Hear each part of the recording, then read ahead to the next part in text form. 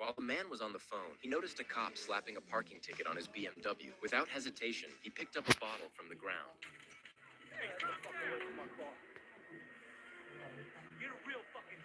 Tore the ticket to shreds right in front of the officer, got into his car, and sped off with a roar of the engine. His name was Brian, the second in command of a Brooklyn street gang. On most days, he and his crew pushed powder and ran the business. Today was supposed to be a big deal. Their boss was finally getting out of prison. But as soon as Brian walked into the bar, some clueless guy picked the wrong moment to mouth off. Watch where the fuck you walking. What the fuck is you talking to? Talking to you, motherfucker. Just watch where the fuck you walking. Brian stared him down and said, "You got any idea who's these alpha women rejected?" I gotta show you how this works. This is 12-pound test monofilament line. Pretty popular for catching sunny and bass. 50-pound braided nylon. You can't bite this with your teeth. All right, let's get crazy. You can catch 200- and 300-pound shark with this. Please, Dom, I'll fix this. I swear. You already had your chance. Hi. Yo, am I tripping or is that a kid? Damn, where'd you come from, little man? I'm from Greenwich. Come over here. Take a good look at this dude right here. You think he could be trusted? I like you. All right, then. Hey, fool. This little boy just saved your life. Thank you. Thank you, little boy. You're welcome. Got any games here? We got games. Go! Man takes a win. Nice haul, kid. You a natural. Hey, I hope my dad has as much fun in here as you guys. Who's your dad? Chris Pemberton. Yo, that's Siggy's boy. You guys know him? What we do now? You guys can keep these, by the way. I'm not allowed near fire since I burned down my house. Say hi to my dad if you see him. You gonna stop setting fires? I promise. Good boy. What's this? So you have something to play with. I know just where I'm gonna put it. John Smith? This is my order. What's that? This isn't my order. What's your name? John Smith. Well, that's the order for John Smith. Yeah, but this isn't what I ordered. What did you order? I ordered a regular old orange juice, OJ, the old white Bronco. I've been waiting like 15 minutes. This is for John Smith. Yeah, I know what you said. I'm John. That my drink? Lean Green Machine, almond butter. That's the one. Thank you. No problem. So, what was that? That guy sucks. Yeah, that's what happened. But I think we might have the same name or something. You ordered an OJ? I saw some guy walk up and claim it. Really? You look way too pleased with yourself. Sir? Yo. Oh, no. You don't have to. No. What do you want? I'll get yours and another one of these. An OJ? Yeah, that'd be great. All right, so an OJ and another one of these, of course. John? Steve Jobs was a crazy driver. Firstly, because he never used a license plate. Steve discovered a loophole in the state of California where a new car could be driven without a license plate for up to 6 months. So what he would do is lease a brand new silver Mercedes-Benz, and then after 6 months, he would return the car and lease the exact same model. This way, he never needed a license plate, and he wasn't breaking any laws. However, he did break the law whenever he got behind the wheel. As he admitted in this interview, I get to come into work every morning. John Smith? Isn't it your car? Yeah, it is, and he's trying to steal it. Sir, step away from the vehicle. It's mine. I just bought it. What do you mean you just bought it? This girl, she sold it to me for $4 grand. 4? It's worth at least 10. Hey, 8. Am I in trouble? No, sir. Sorry to bother you. You have to push all the way down before pulling up. Thanks. You gotta be kidding me. Bad puppy. You sold my car to buy new clothes? And earrings? It's my car. You gave it to me to sleep in, not to sell. Do you have any idea what it's like to go to school every day with greasy hair and dirty clothes? So where's the rest of the money? It's my college fund. Wait, staying. With my cousin. Is it safe? Can you page Officer Shen? Tomorrow. Hey, I don't trust people who are nice to me. Yeah, I get it. So how can I earn trust with you? Well, according to my psychology textbook, there are 7 different ways to build trust in a relationship. I believe they boil down to doing what you say you're going to. Exactly. Isn't it your car? Oh, I owe this man nothing. He has forged my signature and gotten cars put into my name because he doesn't have a dealer's license. All of a sudden, I go to the BeamNG to sell a car, and I can't because I'm maxed out. He is not a loving father. He does not care. This is the final message I needed you to hear. My fault for stopping your mom from having an abortion. Only reason he's here is because I have stormed an abortion clinic to stop his mom from having it. The 23 cars on this board here are the cars that I've given him, but they're all just destroyed, gone. Then he shows up at my house with a baby and no mama. When he showed up at my house, my girlfriend and I moved him in. He started urinating in the sink, and it got to the point where our whole house smelled like urine, and we figured out what it was, we threw him out. No one's forcing you to buy him a car, but in any event, these are all your choices. Just case dismissed.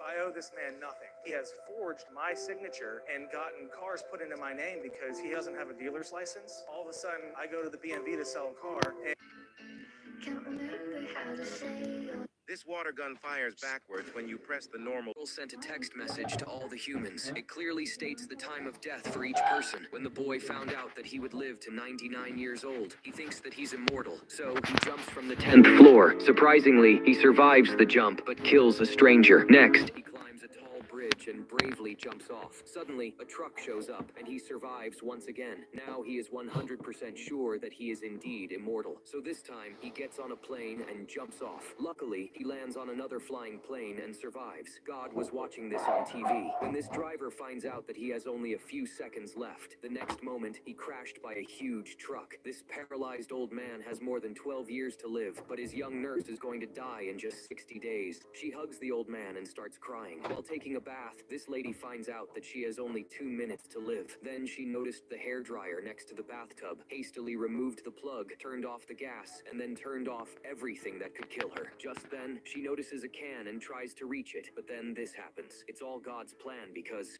girl sent a text message to all the humans. It clearly states A lot of people think walking on a moving belt is easy, but in reality, most end up falling when they try. It's because they think they can just walk normally on it, but that actually throws off their balance. Now this guy, he did it differently. He ran straight across the belt. No hesitation, no panic. And guess what? He didn't fall at all. Sometimes the key isn't going slow, it's going full send. A lot of people think walking on a moving belt is easy, but in reality, most end up falling when they try. It's because they think they can just walk normally on it, but that actually throws off their balance. Now this guy, he did it differently. He ran straight across the belt. No hesitation, no panic. And guess what? He didn't fall at all. Sometimes the key isn't going slow, it's going full send. A lot of people think walking on a moving belt is easy, but in reality, most end up falling when they try. This guy really wanted a spoiler for his car, but not just any spoiler, a budget crisis edition. When the price tag gave him a heart attack, he said, screw it, literally. Armed with foam, wire, and screws long enough to build a bridge, he got to work. Structural integrity? Who needs physics when you have blind determination and hardware store leftovers? He slapped on some cardboard to shape it, because nothing says aerodynamics like recycled pizza boxes, and sculpted his dream triangle like a true DIY Michelangelo of the driveway. After letting the foam dry and probably questioning his life choices, he sanded it down like it was a fine sculpture and slathered it in putty for that almost legit finish. Now comes the paint job, just carefully avoiding the headlights and license plate. Because, hey, he may be reckless, but he's not a criminal. And just like that, he's officially part of the Foam and Furious franchise. This guy really wanted a spoiler for his car, but not just any spoiler, a budget crisis edition. When the price tag gave him a heart attack, he said, screw it, literally. Armed with foam, wire, and screws long enough to build a bridge, he got to work. Structural integrity? Who needs physics when you have blind determination and hardware store leftovers? He slapped on some cardboard to shape it, because nothing said aerodynamics like recycling. The scientists deliberately poured oil onto the ground, then brought out a newly developed yellow reagent and...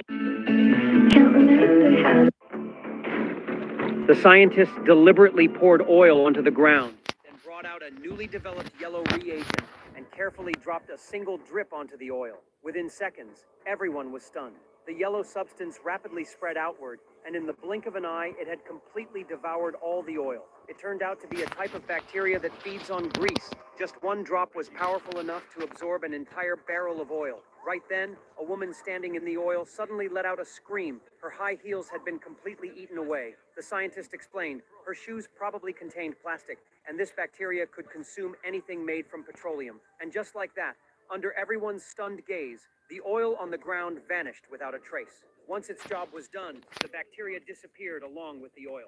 After seeing this breakthrough, the result of decades of research, everyone burst into applause and cheered with excitement.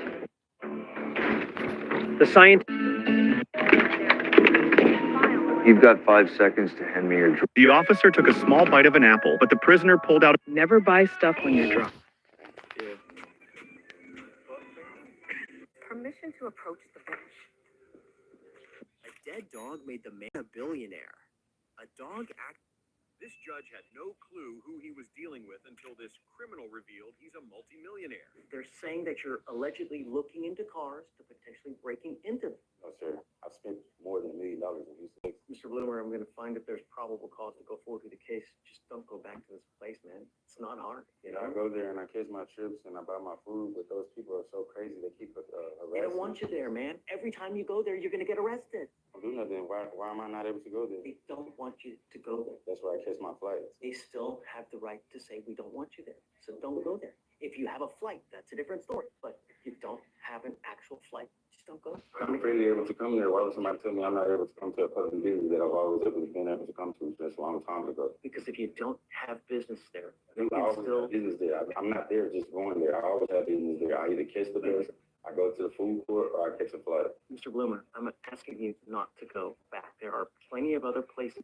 This judge had no clue who he was dealing with until this criminal revealed he's a multimillionaire. They're saying that you're allegedly looking into cars to potentially breaking into them. No, sir. I've spent more than $1 million in Houston, Texas. Mr. Bloomer, I'm going to find if there's probable cause to go forward with the case. Just don't go back to this place, man. It's not hard, you know? I go there and I catch my trips and I buy my food, but those people are so crazy. They keep harassing. They don't want you there, man. Every time you go there, you're going to get arrested. I don't do nothing. Why am I not able to go there? They don't want you to go there. That's where I catch my flights. They still have the right to say we don't want you there.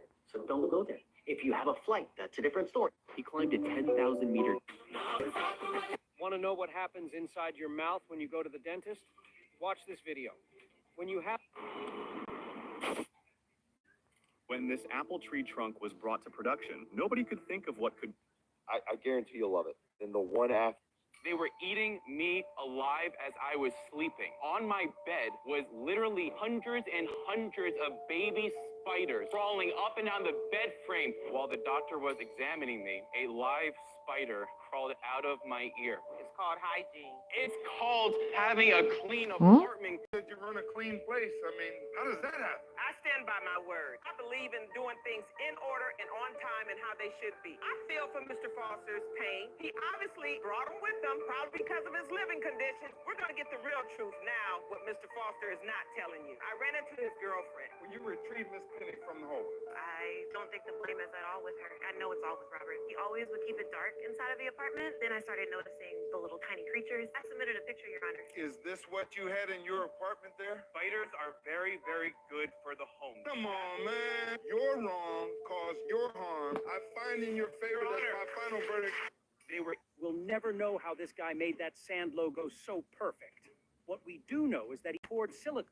Suing in the amount of $1 million in damages? Yes, I have no rights to any of my music. I assigned to Miss Meyer's label. They basically tricked me into signing over the rights to my music. They took my vocals and used it under another artist. So basically, there's another artist that you see on the TV, but that's not her singing. Those are my vocals. It is not to our standard, Your Honor. Then why would you take her voice and put it on another artist? She is not marketable. It's just not giving. But you took her voice and put it on another song. And Fantasia won American Idol, but she's not Beyonce. I've been suffering with depression, anxiety. Well, you know what? I would be suffering from those things if someone told me I couldn't sing, but then they took my voice and marketed it for somebody else. That is despicable. She agreed to it, Your Honor, and she sat with her attorney and looked over the contract, and she signed her name on the contract. You know what you did? You stole from her. You stole her voice so you and your company and this other artist can make money. That's despicable. I'm not going to give you the $1 million. I will give you $500,000. Your Honor. Say another word in my book, and you're going to be singing to a different beat. Suing in the amount of $1 million in damages? Yes, I have no rights to any of my music. I signed to Miss Myers' label. They basically tricked me into signing over the rights to my music. They took my vocals and used it under another artist. So basically, there's another artist that you see on the TV, but that's not her singing. Those are my vocals. It is not to our standard, Your Honor. Then why would you take her voice and put it on another artist? She is not marketable. It's just not giving. But you took her voice and put it on another song. And Fantasia won American Idol, but she's not Beyonce. I've been suffering with depression, anxiety. Well, you know what? I would be suffering from those things if someone told me I couldn't sing, but then they took. This judge noticed the cops were getting so arrogant, so he freed the guy out of spite. I mean, did the officer just stop them and just arrest them? What for? I'm not sure why the officer immediately detained him. Really? Is it Gaston or Gaston? Mr. Gaston, you're charged with 2 cases. You're charged with evading arrest and detention and unlawful carrying of a weapon. You are facing up to a year in jail and or a $4,000 fine on both of those cases. We are going to do probable cause. On March 14th, 2025, an officer observed a vehicle speeding on Gulf Freeway feeder by radar device going 72 miles per hour in a 40-mile-per-hour zone. The officer instructed the driver to step out of the vehicle, and the officer began to detain the driver. The officer instructed the defendant to return to the vehicle, and the defendant ignored the officer's instructions and started to walk away. The officer observed the defendant place his left hand near the front of his waistband and throw a small black and blue object near a fence. What are they doing wrong? I mean, did the officer just stop them and just arrest them? What for? I'm not sure why the officer immediately detained him. Really? Is that what we do now? We just stop and arrest? No, I'm going to find no probable cause in your case.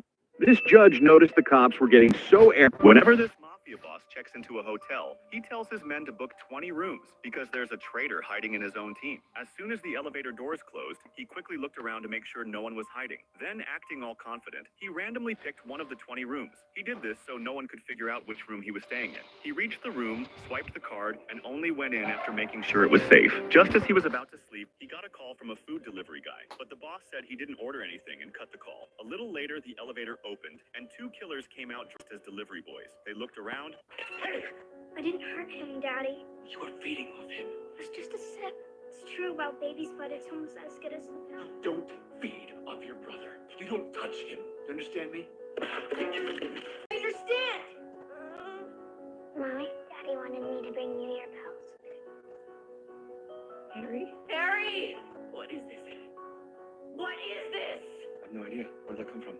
She gave it to me with all these other pills. She wants to poison me. She wanted to kill me and drink the baby's blood, Harry. I've seen this before. It's postpartum. The hormones make moms go crazy. Sometimes they even hurt the baby. She needs to be sedated again. No, I am not crazy. I'm not crazy. I know what I saw. Harry, look at my marks on the... Look, that's just from the little baby low jack they put on the infants in the hospital. This lazy nurse totally scraped him and she took it off. I gave her hell, but I think he's gonna be fine. Stop lying to me! Yes, Daddy, stop lying to her. I want her to take the pill so she can be one of us. This kid made a massive mistake when he said this. Okay, when I hit 200,000 followers, I'll do whatever the top comment says on this video and post it. And the top comment on this post ended up being one of the most liked comments in social media history with 3.8 million likes, saying this: fly to a small town in Thailand, get accepted by their people, learn the language, train in Muay Thai for a year and a half, fight in a tournament, win the tournament, return to the USA and join the UFC, stay in shape and go undefeated in your weight class, retire, and do an interview saying this comment was the reason you fought so hard. But now it's been a year and a half, so what actually happened? Well, initially the kid named Reed accepted the challenge, training Muay Thai daily, even raising $15,000 to visit Thailand. But unfortunately, as of now, Reed no longer posts any updates, this being the last thing he said. It's hard for me to get to Thailand because I'm only 13 and I have my own life. Although he still said it's a possibility, people are hating on him, and honestly, I think he's just a kid who should enjoy his life. This kid made a... You're asking this court for a total award of $1.2 million. Is that correct? Yes, Your Honor. Mr. Simon, tell me what happened. Kind of ascending in the air, and a huge gust of wind just comes out of nowhere, and we go right into this tent, and it tumbles us over. We fly into the tent and down, face on the ground. You hit the ground like rag dolls, Your Honor. Like you bounce off the tent and then just like on the ground. Paul could have been killed out there. I told them both that what they needed to do was to stay in the center of the gondola. Who stands in a higher balloon is standing in the center of the balloon? Stay in the center of the gondola. Who stands in a higher balloon is standing in the center of the balloon? Well, they obviously weren't listening because as I ascended, They immediately ran to one side of the gondola, started taking pictures as they're leaning over the side. Now I'm screaming. Taking off. Yeah. And it's his job to make sure that we're safe. I must find against you, and in the Simon's favor, you're asking this court for a total award of $1.2 million. Is that correct? Yes, Your Honor. But Mr. and Mrs. Simon, tell me what happened. Kind of ascending in the air, and a huge gust of wind just comes out of nowhere, and we go right into this tent, and it tumples us over. We fly into the tent and down, face on the ground. Hit the ground like rag dolls, Your Honor. Like, bounce off the tent and then just, like, on the ground. Paul could have been killed out there. I told them both that what they needed to do was to stay in the center of the gondola. Who stands in a higher balloon to stand in the center of the balloon? Well, they obviously weren't listening because as I ascended, they immediately ran to one side of the gondola, started taking pictures as they're leaning over the side. Now I'm screaming. Taking off. Yeah, and it's his job to make sure that we're safe. I must find against you, and in the Simon's favor, you're asking this court for a total award of $1.2 million. Is that correct? Yes, Your Honor. But Mr. and Mrs. Simon, tell me what happened. Kind of ascending in the air, and a huge gust of wind just comes out of nowhere, and we go right into this tent, and it tumples us over. We fly into the tent and down, face on the ground. Hit the ground like rag dolls, Your Honor. Like, bounce off the tent and then just, like, on the ground. Paul could have been killed out there. I told them both that what they needed to do was to stay in the center of the gondola. Who stands in a higher balloon to stand in the center of the balloon? Well, they obviously weren't listening because as I ascended, they immediately ran to one side of the gondola, started taking pictures as they're leaning over the side. Now I'm screaming. Taking off. Yeah, and it's his job to make sure that we're safe. I must find against you, and in the Simon's favor, you're asking this court for a total award of $1.2 million. Is that correct? Yes, Your Honor. But Mr. and Mrs. Simon, tell me what happened. Kind of ascending in the air, and a huge gust of wind just comes out of nowhere, and we go right into this tent, and it tumples us over. We fly into the tent and down, face on the ground. Hit the ground like rag dolls, Your Honor. Like, bounce off the tent and then just, like, on the ground. Paul could have been killed.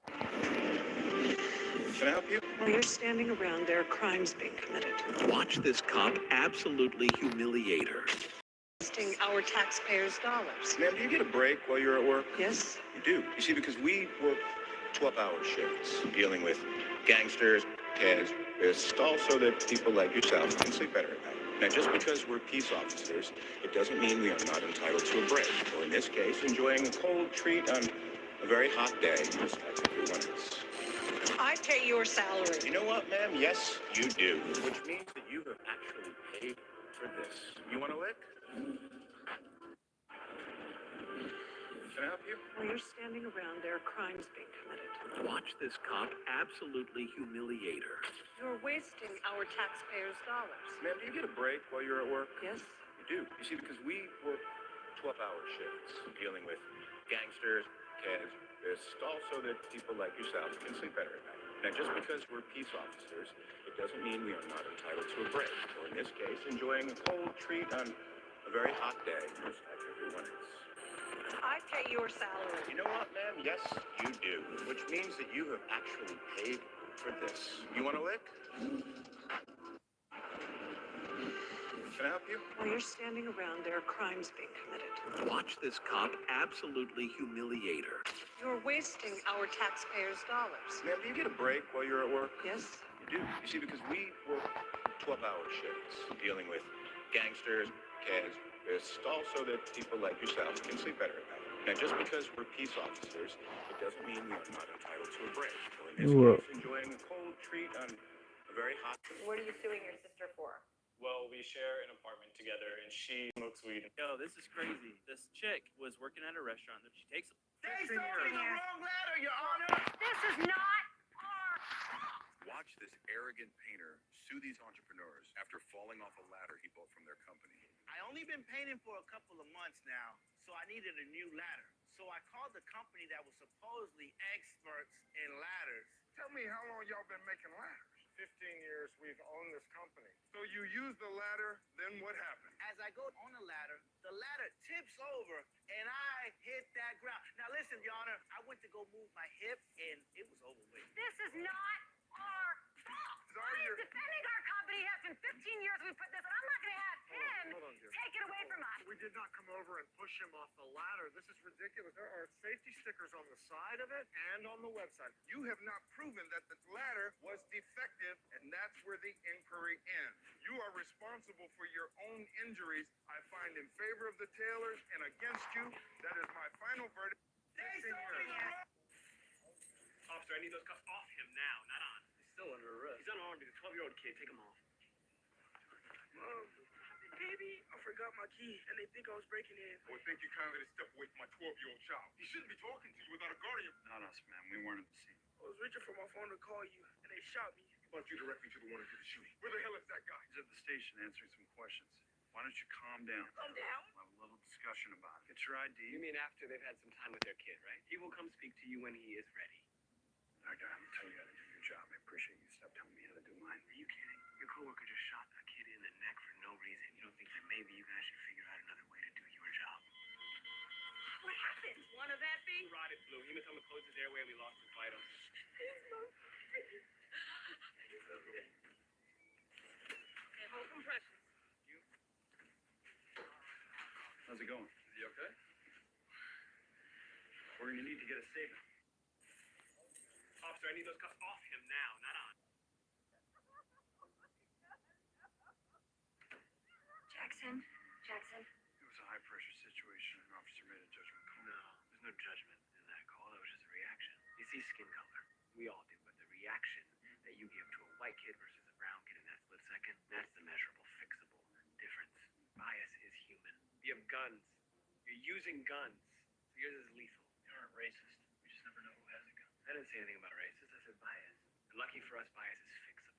You have protocols in place. Those can be adjusted. Or you can keep pretending that doesn't exist at all. This kid is dead. For what? So many people that look just like him are dying. Doctor, I'm sorry, we still need a statement. My statement is that a little boy was at home when a fellow officer shot and killed him. You can't just be out there shooting people because you're afraid. How am I supposed to have any faith in a system like that?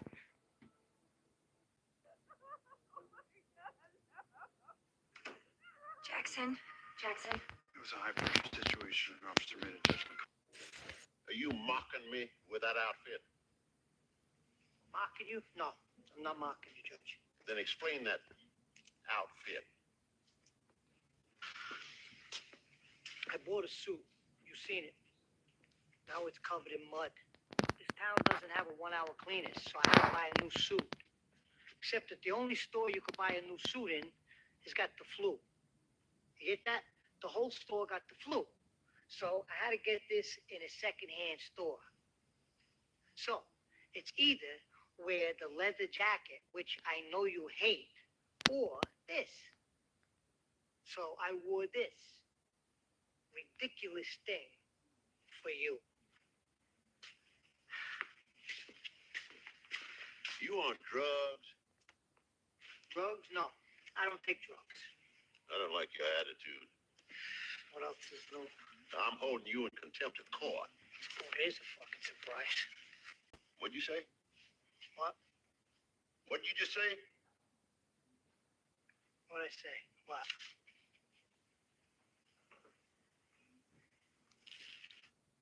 Are you mocking me with that outfit?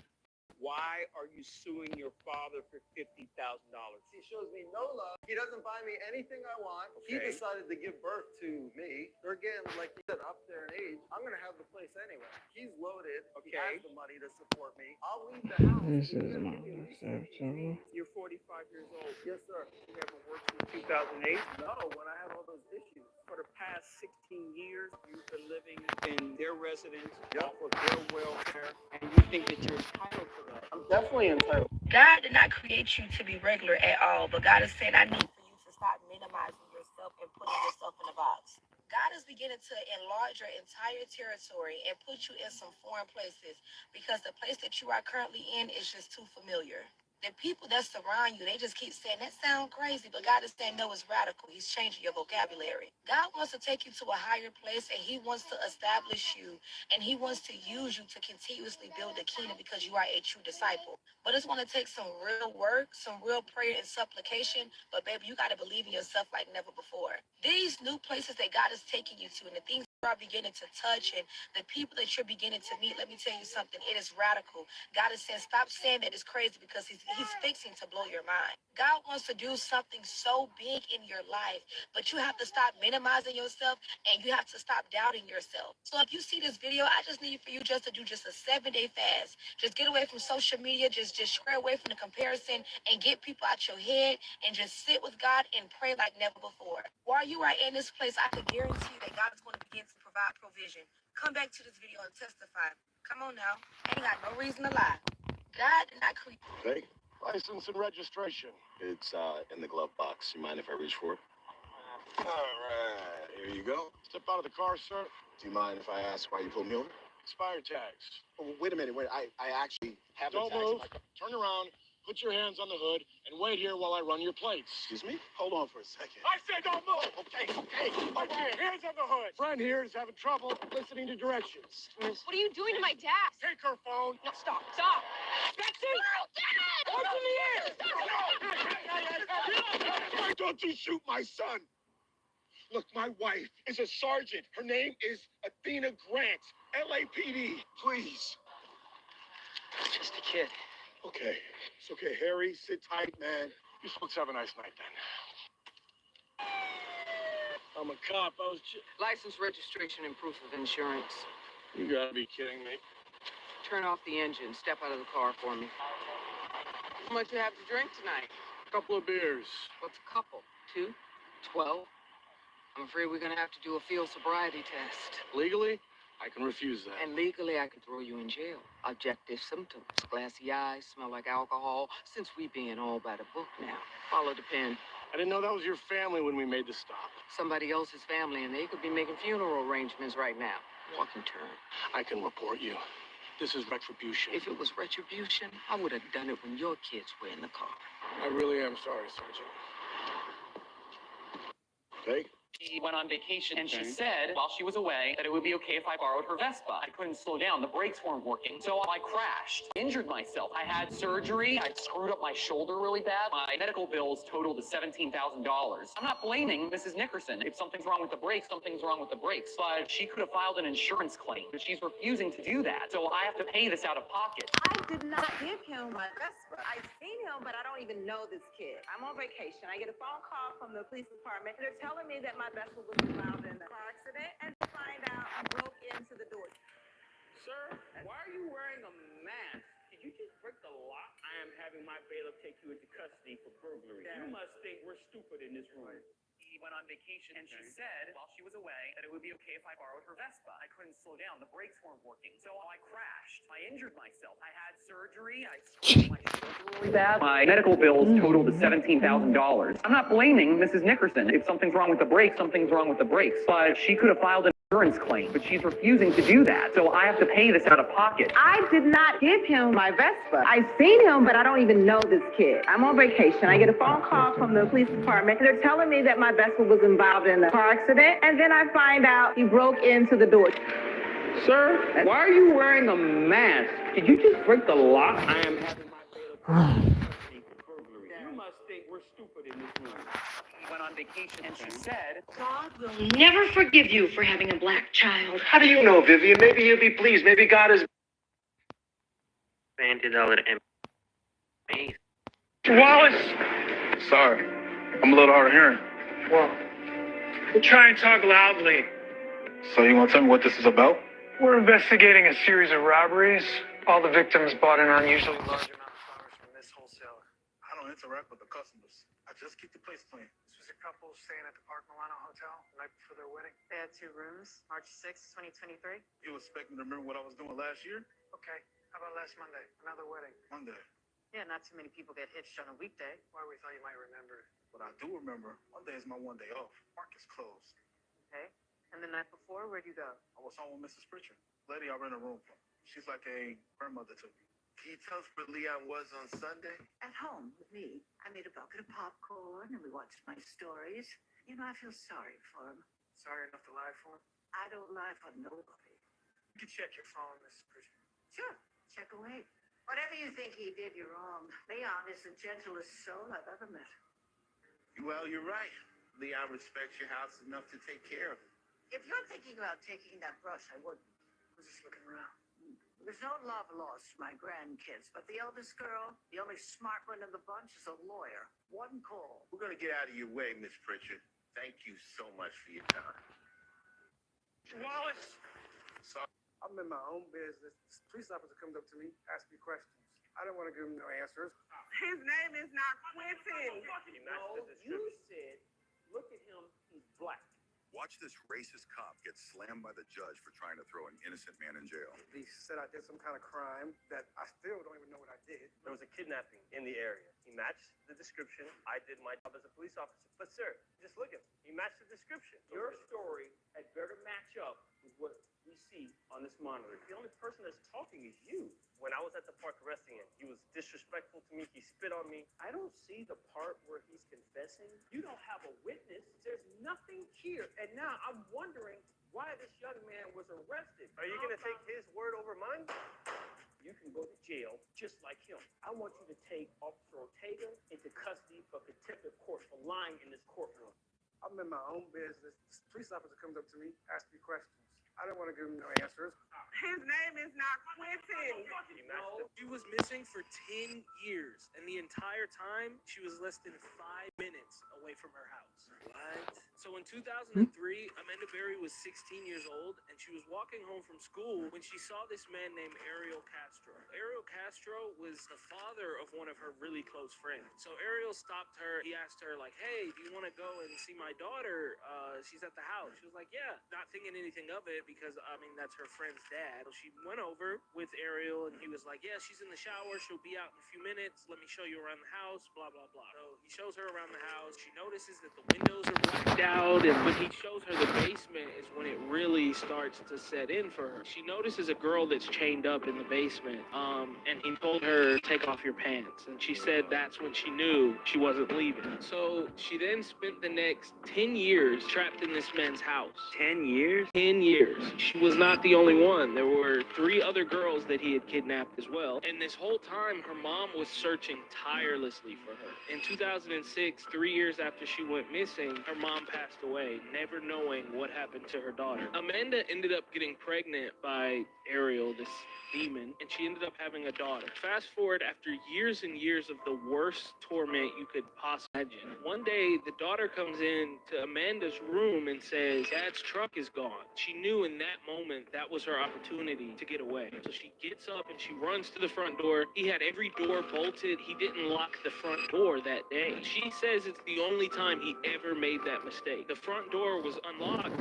but there was a screen door that was locked from the outside. So she beat the door, messed up her hands and everything, eventually got enough space for her to be able to stick her arm out the door, and she just screamed, please help me, I'm Amanda Berry. Her case had gotten so big in Cleveland, everybody was looking for this girl. No one knew what happened to her, right? Well, eventually, this man named Charles Ramsey came to the door, and so they eventually got her out, and Ariel was arrested, and she was finally freed. Ariel ended up taking his own life in his jail cell using bed sheets. In prison, do you remember old man Tom? He and his wife, they were making meth and selling. He and his wife had the same lawyer. Both of them pled to 15 years, and then his wife got sentenced a few hours before him, and she went in, and when she came out, his lawyer said she got 5 years, 60 months. And he was like, we're both equally responsible. Nobody ever said one of them was the ringleader. We both pled for 15 years. Right. Oh my God, I'm going to get 5 years. That's great. He goes in. They said, do you have anything to say? No. Good. Everybody says nothing. Well, the judge says, well, after you getting your wife involved in this whole scam and you teaching her how to make, and the abuse, apparently when his wife went in, he got up. I met him. He got me hooked on. He totally got me into everything. It was all his fault. I never wanted to do it. I begged and pleaded for him not to do it. I had nothing to do with it. I don't know why I'm even on the indictment. Just completely cried and begged and pleaded. And the judge was like, I can't believe that man led you down this path, and gave her 5 years. And then he got on and gave him 25 years, gave him the extra 10 he didn't give her. So when he gets sentenced, the judge is like, you have anything to say? No. Judge goes, okay, well, I'm going to give you 300 months. And he's like, okay. And he gets 300 months. And he thinks, no big deal. He goes, okay, 300 months. Okay. So his lawyer, he said, I remember my lawyer looking at me going, you okay? And he goes, yeah, I'm fine. It's fine. He goes, I mean, I expected it. I expected the 300 months. The lawyer's always like, it's okay. It's okay. It's okay. Don't make me work. They put the cuffs on him. The marshal does, walk him back to the marshal holdover, go inside. He sits down. Like, guys are sitting there staring at you. Everybody walked in after sentencing, like, what'd you get? And he goes, 300 months. They're like, 300 months? He's like, yeah, I expected 15 years. So, you know, I'm okay with it. So, I mean, I knew I was going to do 15. And they're like, no, bro, the 300 months. They go, that's not 15 years. That would be 180 months. 300 months is 25 years. He goes, no. He goes, it's not 25 years. I signed for 15 years. My wife and I did. They go, bro, I don't know what you're thinking. Add it up. 300 months is 25 years. And he goes, so I went, holy, jumps up, bangs on the, I need to speak to my lawyer. I need to speak to my, freaked out. In prison, do you remember old man Tom? He and his wife, they were making meth and selling. He and his wife had the same lawyer. Both of them pled to 15 years. And then his wife got sentenced a few hours before him. And she went in. And when she came out, his lawyer said she got 5 years, 60 months. And he was like, we're both equally responsible. Nobody ever said one of them was the ringleader. Both pled for 15 years. Right. Oh my God, I'm going to get 5 years. That's great. He goes in. They said, do you have anything to say? No, I'm good. Everybody says nothing. Well, the judge says, well, after years getting involved in this whole scam and you teaching her how to make you need to let a whole country go. This is exactly what Moses and Aaron did. They walked right into Pharaoh and they're like, we need to march out 200,000. The man actually picked up a saw and cut 5 centimeters off his bike saddle, all because the race organizers were deliberately trying to force him out. Jack had found a new riding posture that made him much faster. He built his own racing bike, hoping to join this competition. But when the curtain was pulled back to reveal his bike, everyone at the scene burst into laughter. They thought the design of his bike looked too strange. The organizers didn't believe this bike could set any new records. During the pre-race inspection, they intentionally searched for faults. They claimed Jack's bike violated the rules. The saddle had to be at least 5 centimeters behind the bottom bracket. Clearly, Jack's design didn't meet that requirement. But just yesterday, the organizers had already inspected his bike. Without hesitation, Jack picked up a saw and cut part of the saddle. The organizers watched with smug smiles, thinking they had won. After Jack finished sawing the saddle, they suddenly claimed that the saddle must also be intact. They demanded Jack replace the seat entirely. Jack's friends started arguing with the organizers, but it was useless. They hid behind the rules. Helpless, the friend ran out to the roadside and flagged down a passerby. After a long explanation, they managed to get a new saddle for Jack's bike. They thought everything was finally settled, but bad news came again. The organizers had just added a new rule. The rider's chest and hands had to maintain a certain distance. This rule was clearly custom-made just for Jack, because Jack's special riding posture involved leaning all the way forward. The organizers refused to let him use his unique riding style, but Jack's friend had an idea. He suggested Jack use a regular handlebar, but lower his body's center of gravity during the ride. This way, the organizers couldn't use the new rule to disqualify him. But Jack insisted on using his own design and riding style. Seeing how determined Jack was, his friend had no choice but to accept it. The race officially began, and Jack performed steadily. He was doing extremely well, and the organizers started to feel nervous. But as time passed, Jack crashed hard on the curb.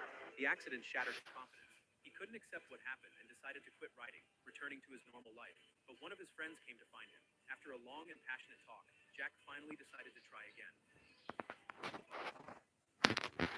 The man actually picked up a saw and cut 5 centimeters off his bike saddle, all because the race organizers were... How much? I'm sorry, yes, Iggy? How much? What's the price of this vehicle? Oh, I don't even know what he's got to mark that. Al! How much for the Park Avenue? 4,200. 4,200. So, just to be clear, $2,200 gets me this car. I don't know. Make me an offer. We'll see. 2,200? Great. Let's go write it up. You know what? Do you mind if we just bypass all that risk business? You know, I was kind of hoping I could just give you the cash and you give me the pinks and I could just take off. You know, I'm just kind of in a rush. So, well, we usually like to clean the cars up for the customers. Not even necessary. No. No. You got a deal. Let's make a deal. Our cost in that car was $900. Is that even legal? Legal is what we do. Got himself a good car, and we made a profit. Everybody's happy. How much? We had a young man who my daughter was to be engaged to, was living in my house. He had come from Michigan, and so he was living with us. A nice young man, 24 years old. He was my videographer. He was doing all my video work. And he was just a good boy, you know. He was an athlete, strong young man, and him and my daughter were in love. And he didn't have a drug problem. But I understand what happened, or I believe what happened, is he got an Adderall. I feel almost a little responsible because that morning he was going to film for something for Slice's Pizza, which you're all familiar with. And I had spoken to him through text earlier that evening, and he had everything set. He was ready to go. For some reason, he took an Adderall that he had gotten from someone, and it was laced with fentanyl. And I think it was around midnight that night. He had taken that Adderall, and from what we understand from the reports, the autopsy later, within 10 minutes or so, he collapsed and died on my bathroom floor. We had a young man. This is a true story.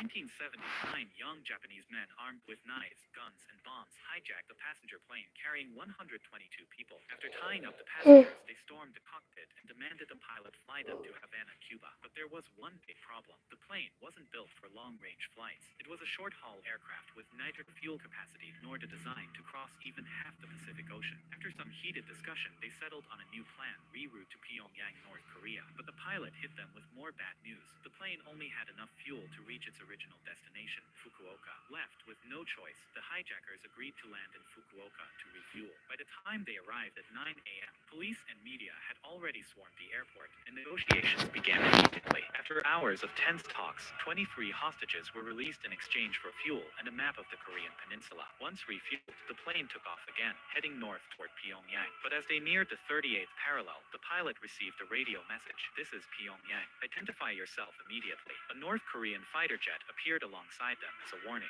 Thinking fast, the pilot changed frequencies and replied, "This is Japan Airlines Flight 351. Now here's the twist. Just before landing, the plane touched down at Gimpo Airport in South Korea, not North Korea, and the South Koreans went all in on the deception. Soldiers welcomed the hijackers. Cheer squads held up signs reading "Welcome to Pyongyang." But something felt off. There were black soldiers in the distance, and the lead hijacker started getting suspicious. He asked the greeter, "Is this really Pyongyang?" He demanded proof. What's North Korea's 5-year plan? Show me a picture of Kim Il-sung. No one had answers. The hijackers refused to leave the plane. After hours of confusion, South Korean officials admitted the truth. This was all part of an elaborate hoax. The radio call, the fighter jet, the entire airport setup, all fake. The standoff dragged on for 3 more days. Then, on April 3rd, Japanese official Shinjiro Yamamura volunteered to take the place of the remaining hostages. The hijackers agreed, releasing all remaining passengers and 4 flight attendants. At 6:05 p.m., the plane finally took off again, this time for real, and crossed the 38th parallel into North Korean airspace. At 7:21 p.m., it landed safely at Mirim Airport in Pyongyang. But the surprises weren't over. North Korean authorities demanded the hijackers surrender their weapons, only to discover that every gun, bomb, and knife was a fake. The remaining hostages were allowed to return home safely. As for the 9 hijackers, they were granted asylum and remained in North Korea.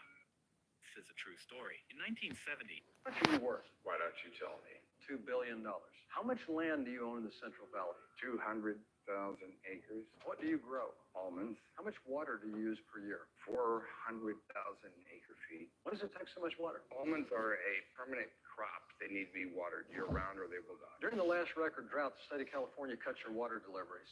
It must have destroyed a lot of your crop. I believe we had to rip out 40,000 acres. So probably cost you a lot of money. Oh, yeah. Because the state of California cut your water deliveries during the drought. Yes. Was the state in breach of contract? Yes. And you threatened to sue the state for breach of contract? Oh, yes. And how did the state react to that? We made a deal. A deal that gave you control over the newly constructed $98 million water bank right here in Blackwood County, right? Yes. So the state of California's entire surplus of water is just sitting there underground in an aquifer, a water bank, right at your feet. Yes. So when you threatened to sue the state of California, they came to you knowing how important your almond crop is to the economy and just gifted you the entire state of California's surplus of water. No. I approached them. Oh, you went to them? Mm-hmm. Yes. Well, originally you said they came to you. My mistake. I misspoke. Don't make that mistake again. Understood. Who did you go to from the state? The deputy director of the state water department, Spencer Jackson. So you were given control of the state water bank. What was Spencer Jackson given in return? A whole lot of money. So you bribed Mr. Jackson to give you the water bank, and then you had him sign an NDA to cover it up. They were not bribes. They were political donations, and it's all legal. And if you don't like it, you can complain to Congress. Well, I think we should let a jury decide if what you did was perfectly legal. Essentially, you privatized a public resource for your own financial gain. I think they may see it differently than you. How much are you worth? Why don't you tell me? $2 billion. How much land do you own in the Central Valley? 200,000 acres. What do you grow? Don't. You know who threw that can? What can? You know who threw that can? No, I didn't really. When you see this scene, you might think she's crazy, and that's when she's considered a public enemy by the entire town, with people everywhere trying to bully her. All because of these 3 billboards. 7 months ago, Mildred's daughter was raped, murdered, and burned in the town. And to this day, the culprits have still not been found, and she's upset with the police department's inaction, and rents 3 abandoned billboards along the highway, and writes her grievances against the police, raped while dying, and still no arrests. How come? Sheriff Willoughby, she also got the TV media to give an interview of the 3 billboards. She accused the police of not doing their best to solve the case, and the reason why Mildred did this was that she did not want the case to be forgotten. She just wanted the truth, and soon the incident was spread rapidly. In order to make Mildred remove the 3 billboards, the sheriff made his first visit to the door, patiently explaining the difficulties of the case, and to see that she would not relent, he asked her to plead for mercy. I got cancer. I'm dying. I know it. Well, they wouldn't be as effective after you croak, right? The constable couldn't stand it and detained her friend and threatened her, but she wasn't afraid. She broke into the police station and cursed. Hey, fuckhead! The police aren't the only ones who want Mildred to take down the billboards. Everyone in the town knows that the sheriff is a good man. Everyone knows that he is terminally ill and will soon be dead. At one time, they sympathize with what happened to Mildred, but they disapprove when she does justice for her daughter in this way. The priest dissuades her, the dentist threatens her, and all the stops are fought back by her. Don't. I moved my toes this morning. Oh, he really did that. Which foot? Both.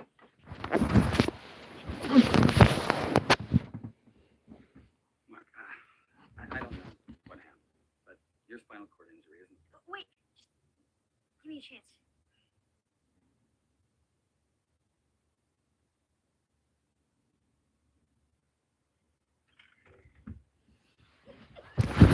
The other foot?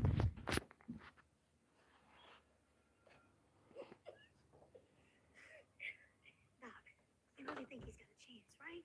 I can't explain what happened in there, but severed nerves and spinal cord can't degenerate. I just want to get your hope up too much.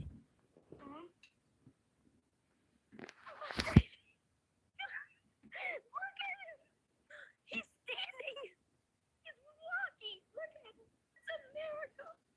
Oh my God! Isn't that the Miller boy? I did the story on him last year when he was hit by that car. I thought he was never supposed to walk again. He wasn't.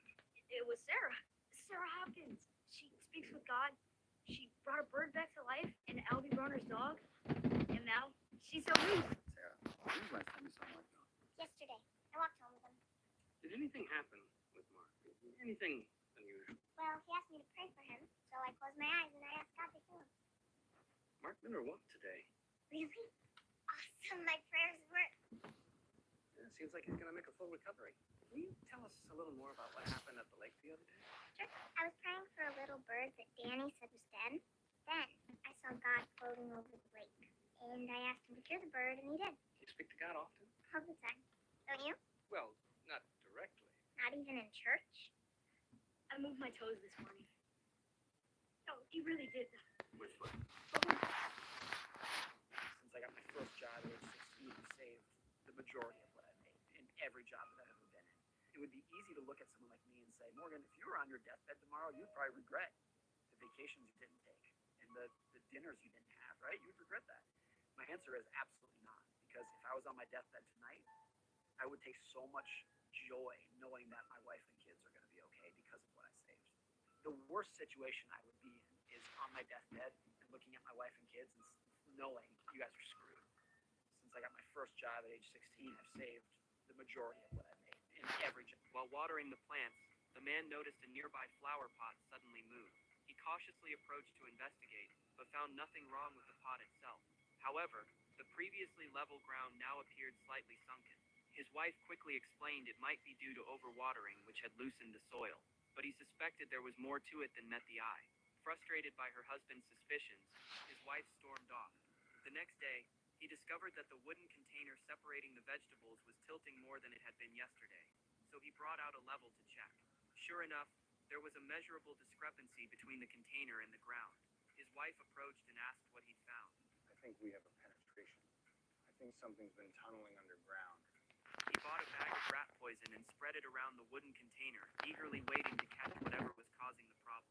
But the expected gopher never appeared, and the ground sank even more dramatically. Next, he set up traps smeared with delicious peanut butter and placed markers around the sunken area, determined to catch the culprit in the act. Watching her husband's determination, his wife wore a worried expression, as if troubled by something. On the third day, he finished work early and returned home unexpectedly. His wife ran out to greet him, looking flustered. I thought you were working late tonight.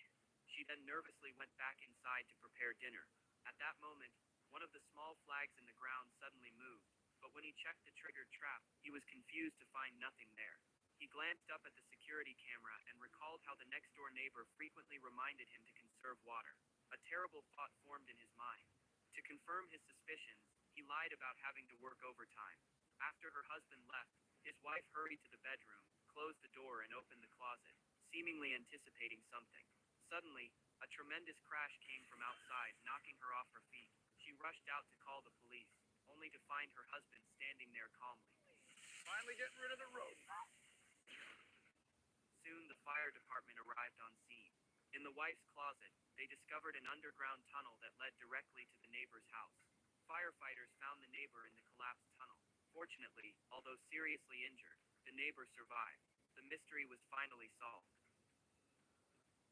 While watering the plants, the man noticed a nearby flower pot suddenly move. He cautiously approached to investigate, but found nothing wrong with the pot itself. However, the previously level ground now appeared slightly sunken. His wife quickly explained it might be due to overwatering, which had loosened the soil, but he suspected there was more to it than met the eye. Frustrated by her husband's suspicions, his wife stormed off. The next day, Every night he would press his stethoscope against the wall, eavesdropping on the intimate sounds coming from the couple next. The training I received, practice with live targets. I mean, I know it sounds harsh saying it this way, but it's just the way it is. The people we were using as targets were rival cartel members. There used to be 50, 60, sometimes over 100 people, just like cattle for the slaughterhouse. And there was scenarios that there's a house, they throw them in there. They tell them, look, man, if you can make it out of here alive, we'll give you your freedom. So these people, they're fighting for their lives. They throw you in there. Sometimes it's to them it's more you'll give a knife to a person in a situation like that, and you'll be surprised at what a person can do with it. The training I received.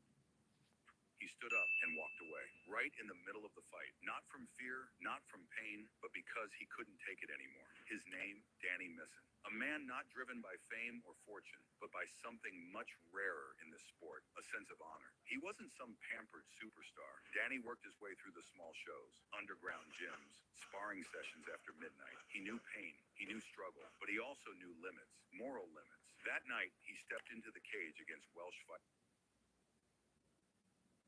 Aaron Abbey, a seasoned grappler, respected for his resilience, and someone who had fought tougher battles outside the cage, including a real-life fight against cancer. The bell rings, the crowd roars, and Abbey rushes forward, pressing Danny against the fence, trying to drag the fight to the ground. Danny defends, pivots, and fires back with short elbows. He starts to find his rhythm, a knee to the body, a sharp left hook, another elbow. But then, something changes. Aaron stops fighting. He stands in place, absorbing every shot. His eyes lose focus. His arms hang by his sides. Danny keeps throwing, unsure of what he's seeing, but the ref stays silent. 10 shots, 20, 50, still no answer. Danny glances at the referee. No reaction, no intervention. It It's like the third man in the cage vanished. By now, the strikes are clean, precise, brutal, but it doesn't feel like a fight anymore. It feels like a punishment. Danny's punches begin to slow. His heart starts pounding louder than the chants from the crowd. He's not just punching a man, he's watching a fellow fighter crumble, while everyone else watches like it's a movie. And then, something inside him snaps. He drops his hands, steps back, and does the unthinkable. He turns and walks out of the cage. He didn't scream, he didn't protest, he just left. Because he refused to be part of a show where pain is ignored and fighters are thrown to the wolves, where ratings beat respect, where the referee watches a man break and does nothing. Danny Misson didn't lose that night. He walked away undefeated, not in record, but in spirit. And the internet, they didn't mock him, they applauded. He stood up and walked away. Right in the middle of the